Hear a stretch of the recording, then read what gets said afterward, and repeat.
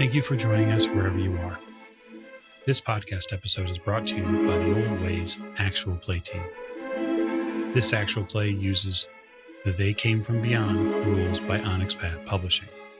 This actual play is performed by adults and in an adult setting. While we try very hard to stick to themes for all ages, listeners should know that this podcast may include various hijinks, mature language, and possible show rewrites. All content, including names, places, events, companies, and etc., which may bear resemblance to entities living or dead, is strictly coincidental. And now, on with the show. Thank you for joining us again on another episode of the Old Ways Podcast. I am normally your keeper or handler, Mike, but I'm going to be passing this production off to our director, Miranda. So take it away, Miranda. Hey, it's me, Miranda, and I will be your director as we continue our series of They Came From Games from Onyx Path Publishing. Today, we will be venturing forth into the They Came From Beyond the Grave, a game which emulates the dramatic, hammy, and horrifying 1970s horror films. So I invite you, our dear listeners, to pop some popcorn, dim the lights, sit back, and enjoy the Masque of the Hideous Heart. Starring... Hi, this is Tiffany, and I'm playing a hunter. Guest starring... Hi, this is John. And in tonight's production, I will be playing the role of Dupe. Featuring... Hi, this is Mike, and I shall be playing a mystic. With a special appearance by... Hi, this is Mike, and I will be playing the professor. Our film opens on a busy metropolitan street with the shot framing a police station. The vehicles and style of dress indicating the early to mid-1970s. The camera pans up, landing on a window, where we can see a group standing inside a cluttered office. The scene cuts away and we find ourselves in that very same office. A group of individuals awkwardly standing about, while a woman sits across the table from them, chain-smoking and rifling through papers. She appears to use this table as a desk, and all manner of files, folders, and scribbled notes are scattered about. Bookshelves line the walls, cluttered in all manner of things. Without even looking up from her notes, she addresses you. Good evening. I'm Agatha Dubin. Though I may not possess the mythical powers of deduction attributed to my ancestor, I'm formidable at piecing together dissociated knowledge. Therefore, I've gathered you all together. Your lineages converge at one ghastly event. She looks up at you first, Tiff. Ah, Juliet Maroney, correct? That is correct. And what does the audience see when the camera cuts over to Juliet? Probably she's going to be fairly short, probably about 5'2", with long, straight chestnut hair, wearing a nice leather jacket with the tassels, from the arms and the bottom, and probably just some flared jeans. So I recognize you look shockingly similar to your ancestor, Constance Briarwood. And you, Billy Carter, I presume? Yes, ma'am, that's me. I'm Billy Carter, locksmith and a general entrepreneur. The camera pans up Billy's body and it shows 1, very high-heeled boots. 2, very wide flares. And then the loudest shirt with the widest collar in the room. Ah, yes, descendant of William Smythe Esquire. And you, Nick Sinclair? Descendant of Lionel Abercrombie III? Shame they didn't stick with the family name. Yes, well, Nick Sinclair is my stage name, of course. And Nick is wearing a white pirate-type shirt, open to the navel, and nestled in amongst his chest hair is a gold chain with an ankh on it. He has a mop of long curly hair, Brian May-style curly hair. And on his flared jeans, he wears a large belt buckle. And, of course, Cuban heels on his shoes. Ah, yes, a stage name. I deduced that, obviously. Of course you did. You're very perceptive. And you, sir? Must be Peter Thorngood? The camera pans out and then slowly crawls its way towards the upper half of mostly dark-skinned gentleman. Perhaps he's Turkish or Greek. He has a broad, thick black mustache, and he's wearing a white shirt with a beautiful black crushed velvet suit jacket. And he nods very slowly and intently towards the camera. Says, "Yes, that's me." Ah, yes. Descendant of Archibald Samuel Cox. Indeed. Well, she stands up briefly and passes you each a folder. Says, "Please, take a moment to familiarize yourself with these details." She goes back to smoking and reviewing her notes, her head down in her papers. I will hand you a handout. The handout is an excerpt from a confession of someone that is only identified as J. Doe. Would someone like to read the confession for our listeners? Excerpts from the confession of J. Doe. I loved the old man. He had never wronged me. He had the eye of a vulture, a pale blue eye with a film over it. Whenever it fell upon me, my blood ran cold. I made up my mind to take the life of the old man and thus rid myself of the eye forever. I was never kinder to the old man than during the whole week before I killed him. It was not the old man who vexed me, but his evil eye. I saw it with perfect distinctness, all a dull blue with a hideous veil over it that chilled the very marrow of my bones. But I could see nothing else of the old man's face or person. There came to my ears a low, dull, quick sound, such as a watch makes when enveloped in cotton. It increased my fury as the beating of a drum stimulates the soldier into courage. In an instant, I dragged him to the floor and pulled the heavy bed over him. Yes, he was stone dead. First of all, I dismembered the corpse. I cut off the head, the arms, and the legs. There was nothing to wash out, no stain of any kind, no blood spot whatever. I had been too wary for that. The tub had caught it all. Ha ha! The officers were satisfied. My manner had convinced them. It was a low, dull, quick sound, much such a sound as a watch makes when enveloped in cotton. I gasped for breath, and yet the officers heard it not. "Villains!" I shrieked. "Dissemble no more! I admit the deed. Tear up the planks. Here! It is the beating of his hideous heart." Well now, that is some kind of confession? How peculiar. Agatha does not look up from her notes.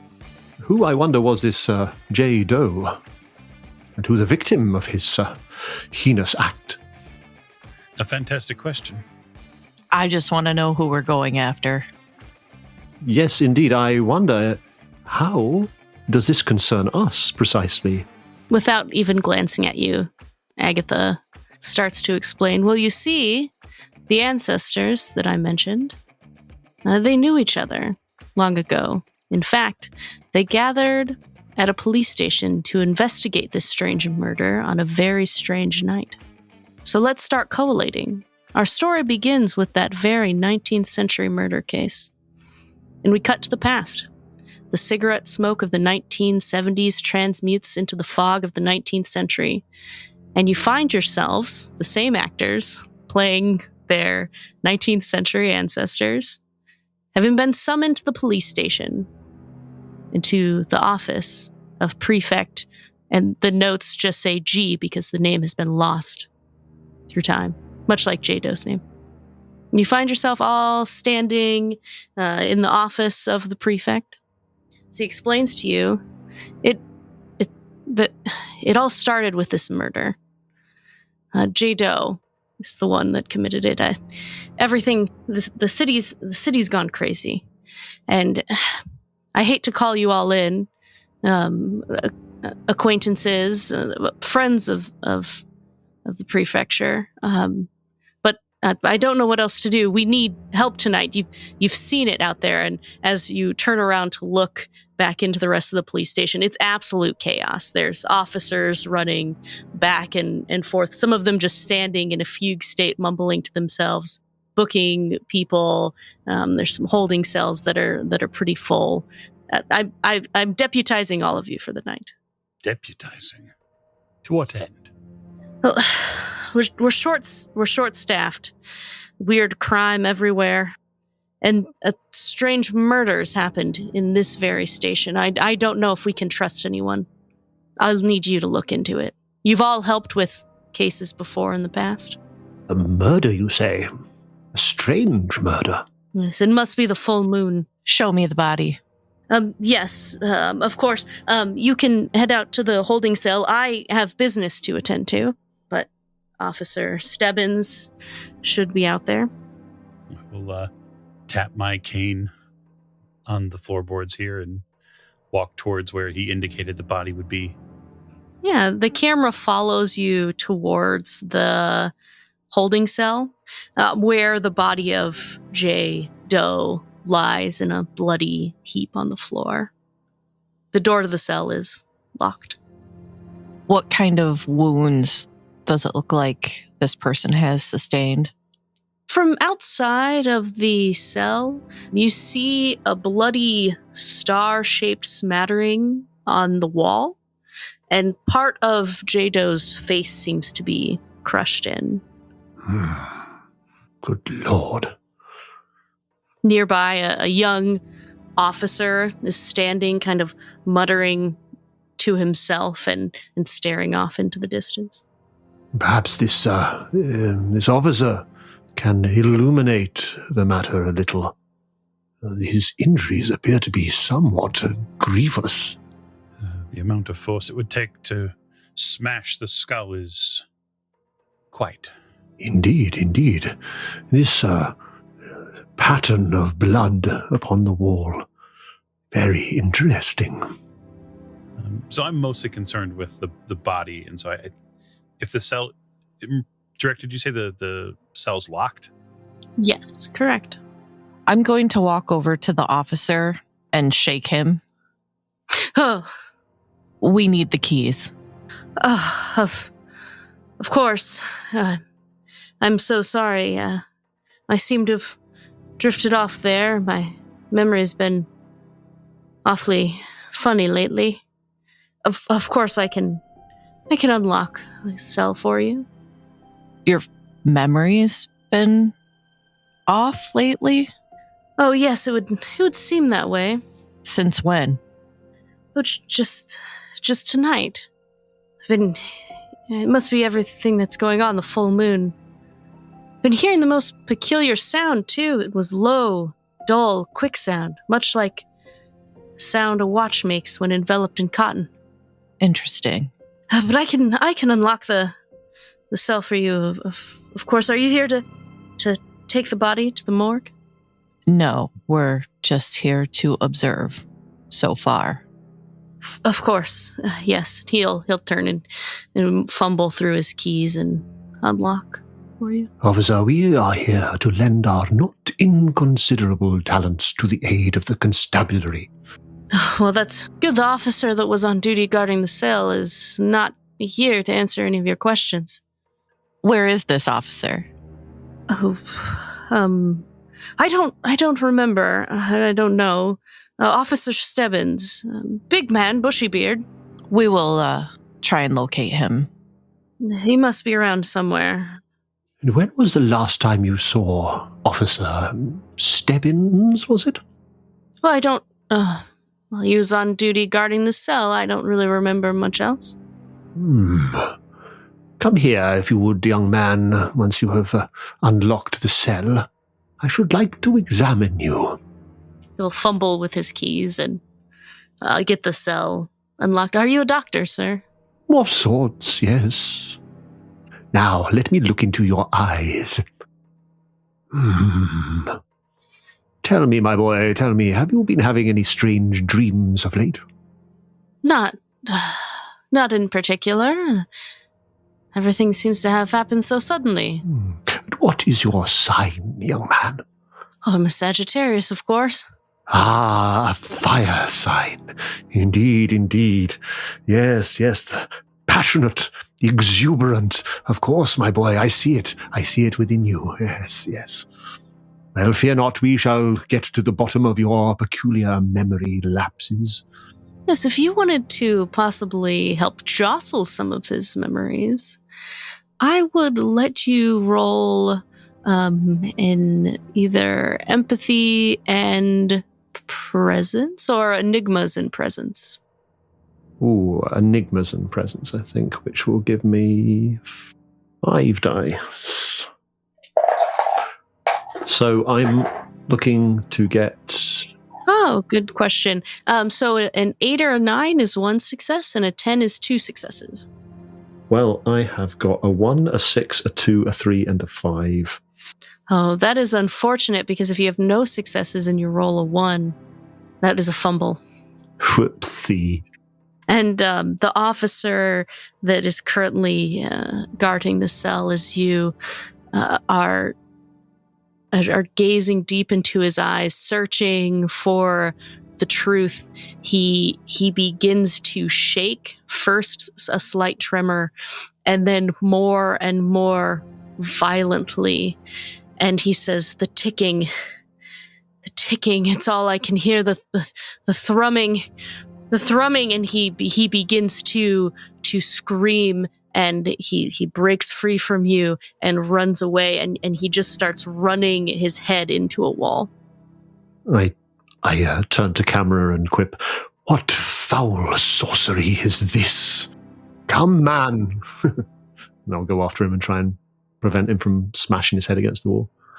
Yeah, some other officers have already started to hold him down and kind of drag him off. Time to go look at the body. Yes. Listen, you find the body. It's been absolute chaos here. They haven't even had time to remove the body from this cell as it lays in a bloody heap on the floor. It's face down. Archibald will peer down at the body, sort of a bit imperiously, kneel slightly, but not physically touch the body, and visually examine its rather grievous wound. As it lays on its stomach, from the side of its head, there's a large cavity where its eye was once, but is no longer. And you said it looked like something was drawn in blood?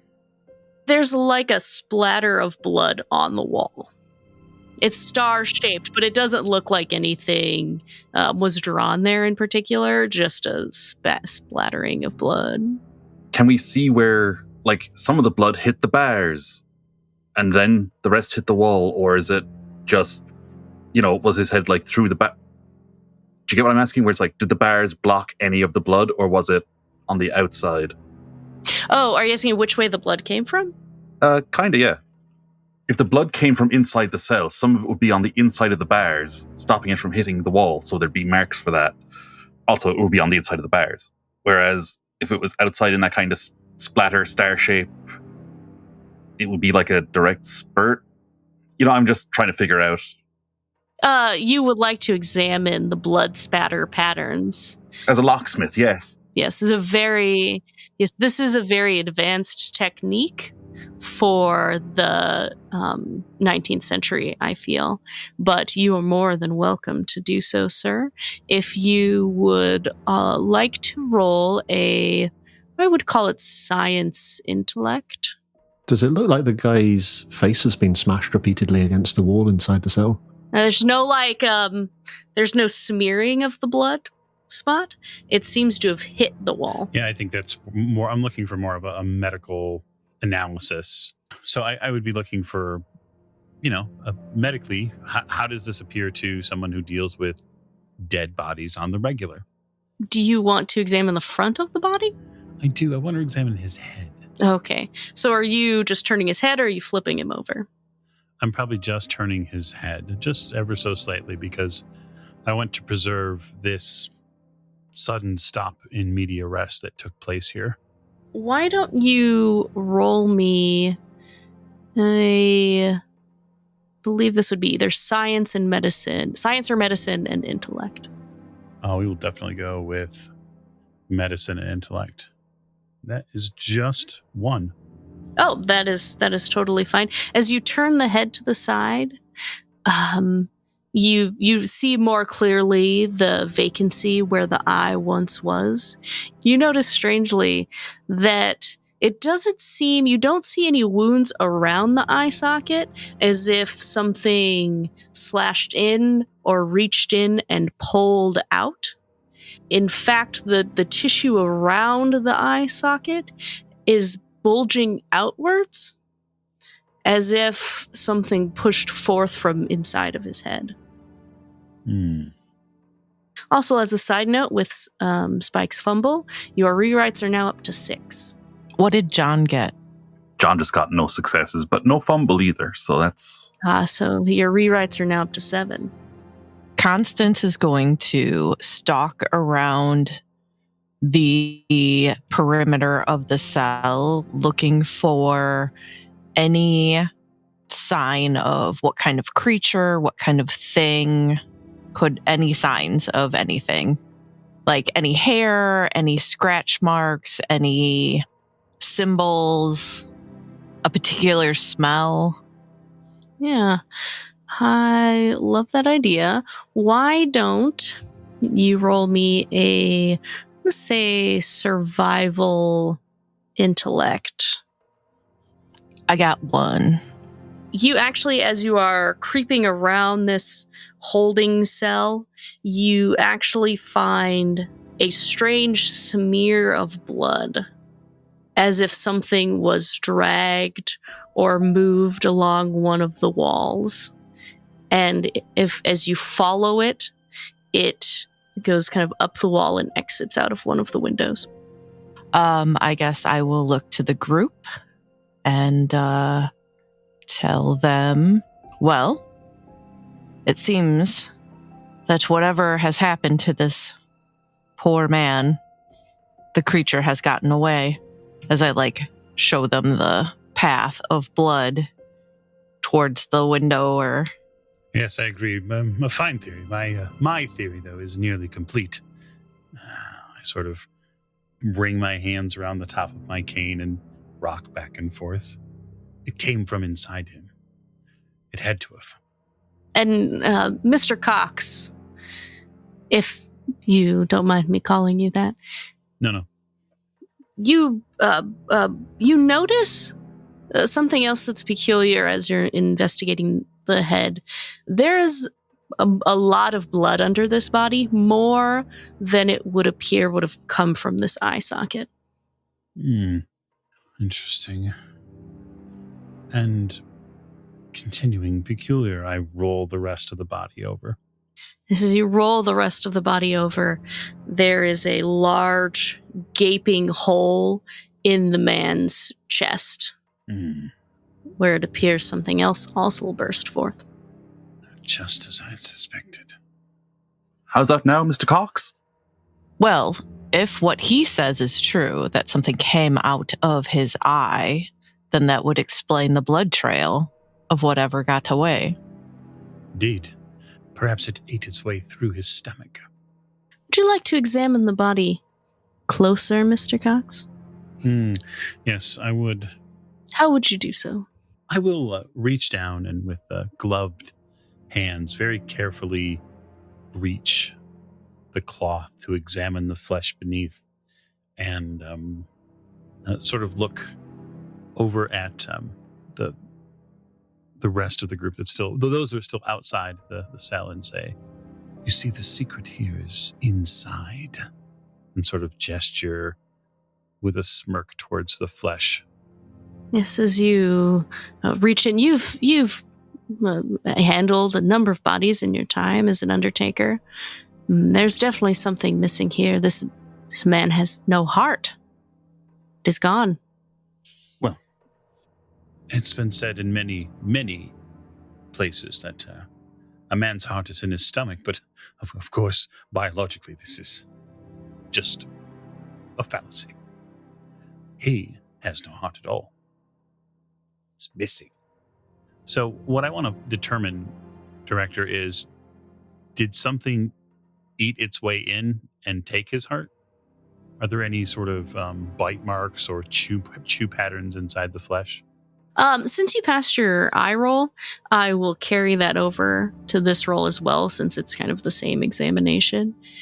And you notice the same thing. The flesh around the wound in the chest is pushed outwards, not inwards. So, like if someone were to break a window, the glass would be on the outside of the house, and not the inside of the house. Yeah, the flesh bulges outward. I would like, if I may, to have a look around and see if I can see any sign of the missing eye. No. You only find the same bloody trail that your compatriot has already found. They say that the eyes are the windows to the soul. But what have these eyes seen? Something dark, mysterious. As you're wandering around looking for this, though, an officer, again, as you're walking, you overheard them complain. They're kind of complaining to anyone nearby.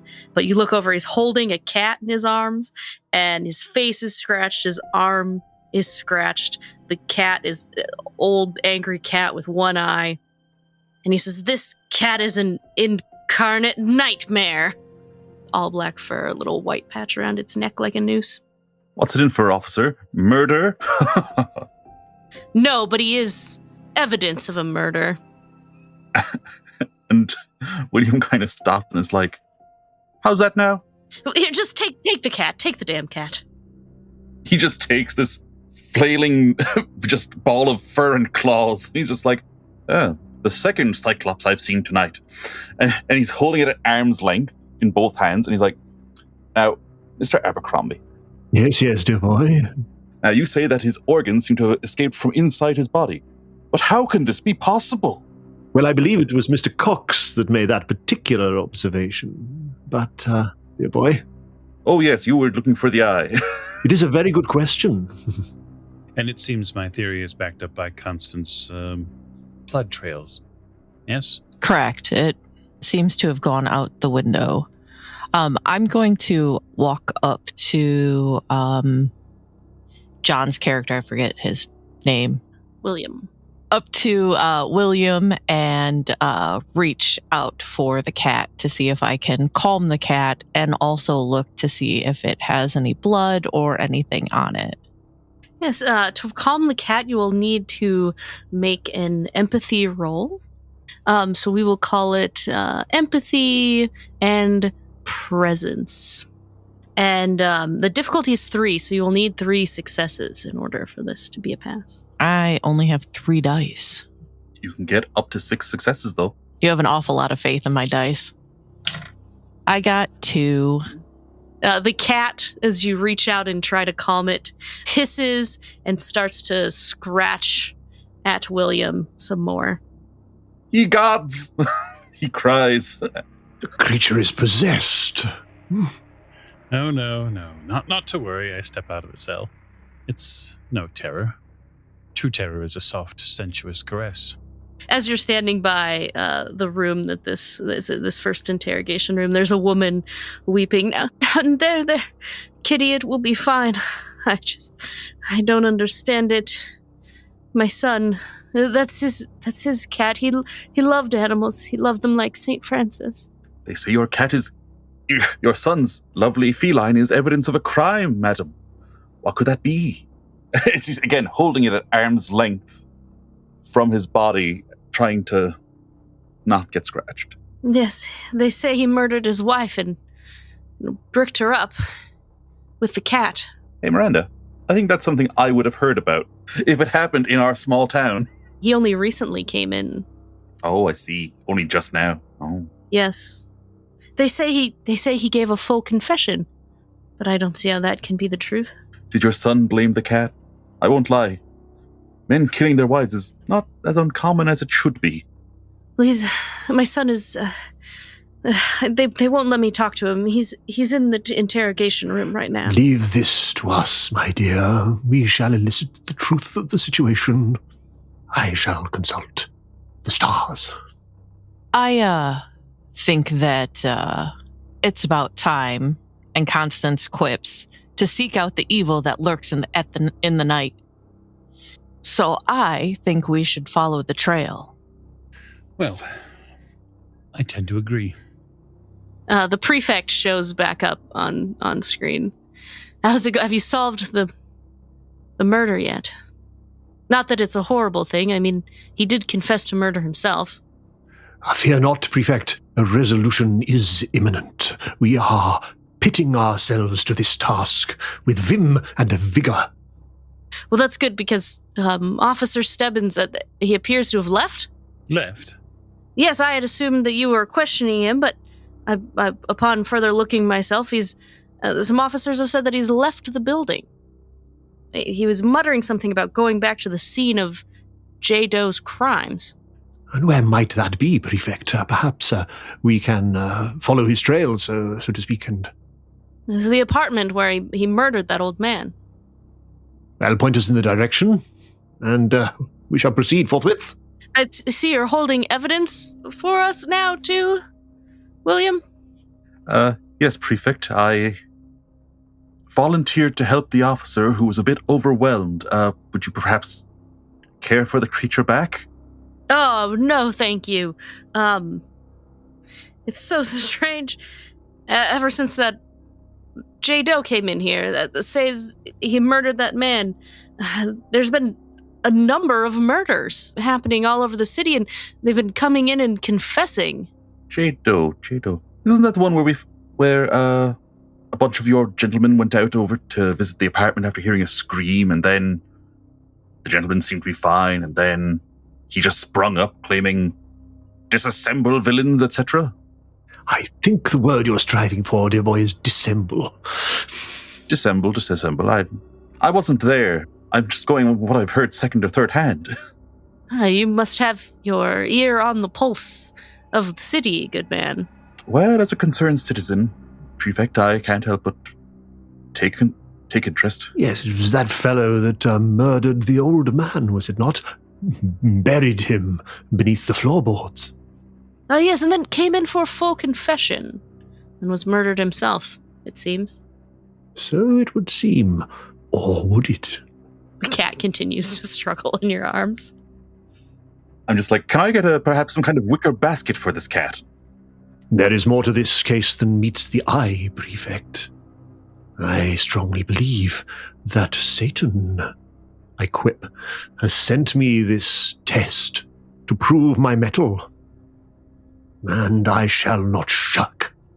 I do not doubt that evil lurks here tonight. Another man just came in admitting to murdering another man with a candle that had emitted a poisonous vapor. A poisonous candle? That seems rather far-fetched. Technology these days, I suppose. It was the strangest thing, too. When he came in, he admitted to hearing a peculiar noise on the night of the murder. Tonight, a low, dull, quick sound. Much such a sound as a watch makes when enveloped in cotton. Enveloped in cotton. Now, where have I heard that before? Ah, yes, your constable. He claimed to be hearing such a sound just before he lost his wits and had to be restrained by his fellows. How strange indeed. I believe we have a trail to follow. Well, lead on, Huntress. Yes, indeed. So I would like to leave the precinct and go around the outside to where I think that window exits. And as I get to the window, I will whistle for my falcon so that we can begin the hunt. He screeches and swoops down from the sky and lands on you. How big, given the blood smear, do I think that this creature is? It is the size of about a human fist. Good. Something that perhaps if it's moving, that my bird can track. So I will have it look around and then send it into the air and see if it sees anything. And is there a trail continuing outside of the window? There is a trail continuing outside of the window, but it seems to slip into the sewer. Of course. It seems we have lost the trail unless you want to go sloshing around underneath the city. These shoes are patent leather. I don't want to be walking around in the sewers in them. These shoes are real leather. I don't want to be walking around in the sewers with them. Director, can I ask something just to clarify? Mm-hmm. From what I understand, it looks like something has burst out of this man's eye socket and also something has burst out of his chest. Mm-hmm. But there's only one trail leading up to the window and out, and that looks like it's been made by something roughly the size of a human fist. Mm-hmm. Probably not whatever burst out of his eye, because it would be a bit too big. Correct. How wide apart are the bars in the cell? Not wide enough for a human to get through, but wide enough for a human's fist to get through. I'd like to have a look around outside the cell and see if I can see any sign of a second object traveling around. You cannot. I mean, you don't see that. I mean, you could do it. You try. But you really just see the one object. Mr. Cox, are you perhaps saying that the heart is the trail we're following, making it some kind of, I don't know, telltale heart? Quite possibly. But I tend to believe this leads back to this apartment, bewitched as it has been. I have a notion. We believe that perhaps two things have burst forth from this man, one of which crawled out the window, the other of which has seemingly mysteriously vanished into thin air. However, the constable, Stebbins, who was questioning this J. Doe, he has left the precinct and headed back to the apartment. I wonder if the other smaller item, which burst forth from this man's eye, has perhaps ended up in the hands of the constable, or perhaps something a little more sinister. Perhaps, but I agree with the professor that we should head to the apartment, since this trail has gone into the sewers. And the apartment is indeed where we may find this man Stebbins. Tiff, as you are outside trying to follow this trail, investigating where it led and down into the sewer, you begin to hear a low drumming sound, a ticking. One might say it's almost as if a watch is enveloped in cotton.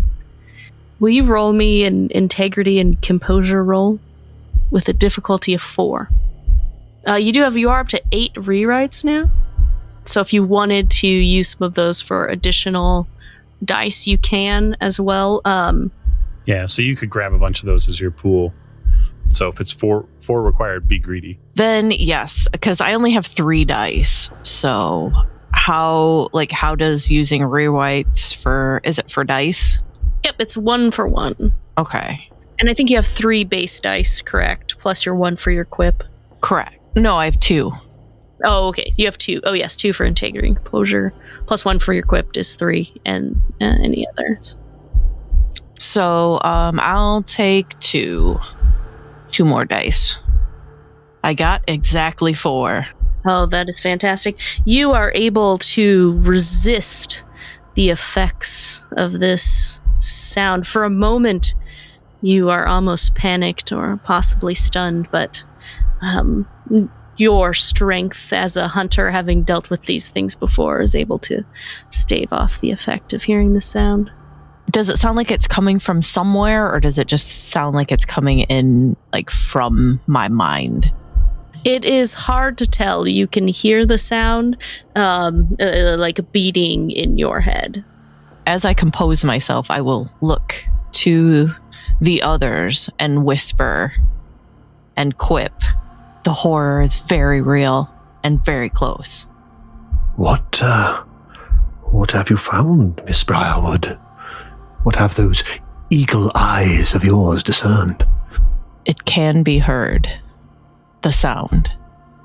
I think I'll go over to where you're standing, or where you were standing when you heard it, and close my eyes, place my hands out in front of me, and try and sense whatever powers might be there, whatever entity might be emanating this strange noise. Yeah, go ahead and roll an integrity and composure roll. Okay, just the 3, but I've got 2 quips. Okay, I got a 10, 2 6s, a 3, and a 1.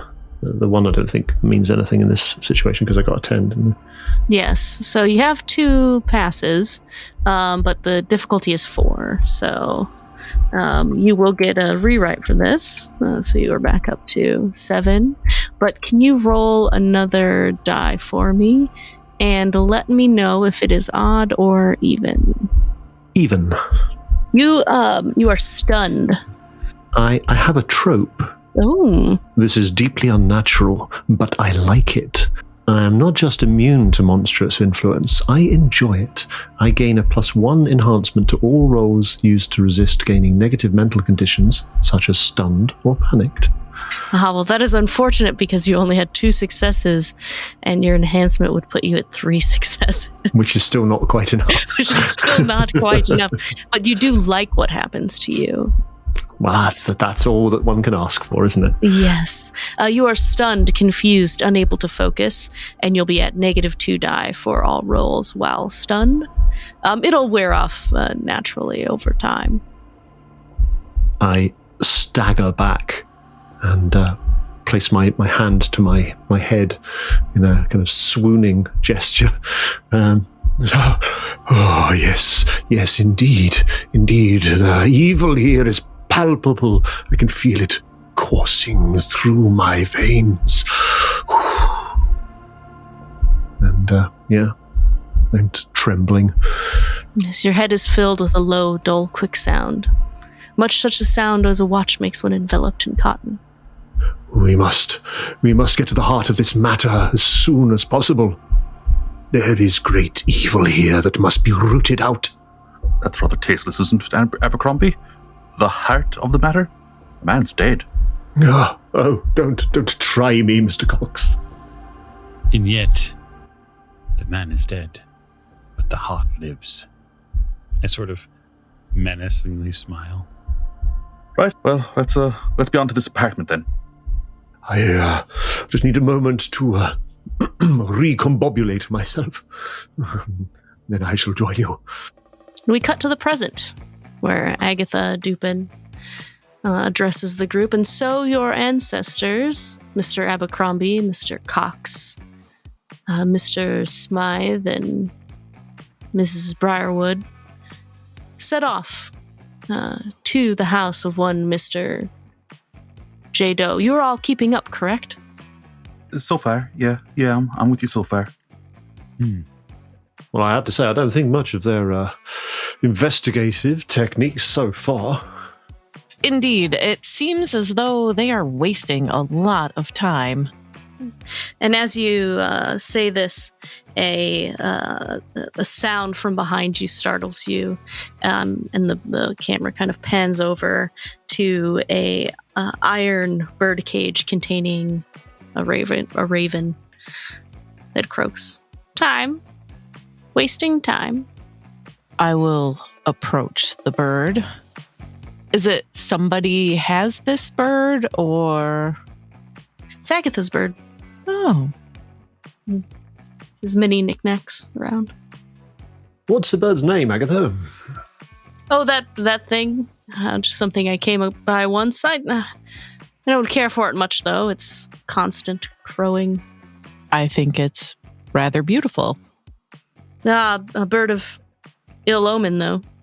Perhaps it bodes poorly for what I'm about to tell you next.